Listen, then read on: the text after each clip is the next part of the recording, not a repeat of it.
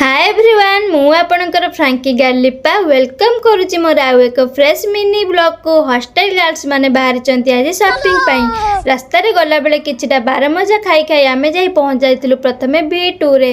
सेठी पहुंच सारी आमर जा शॉपिंग करिबार थिला आमे माने चलेइतिलु शॉपिंग आउ देखंतु एमाने तो दिन को दिन छोट पिला हे जाउछंती देखुना थी केमिति समस्ते जाई कि किड्स सेक्शन रे बुलुचंती एमिति मजा मस्ती भितर हमर जा दरकार आमे माने एठी बाछि देइतिलु ता भितर देखंतु एई पिलाटे को जेमिति मॉल भितर होउची मने मने तो दीपिका पादुकोण ऊपर मॉडलिंग चलै आउ एपटे देखंतु हम दीदी कोन सुंदरी नहंती हम दीदी हेले सबटु सुंदरी तो हमर B2 रे जा किना किनी करबा कथा शॉपिंग करि सारले आमे एबे बाहरिलु विशाल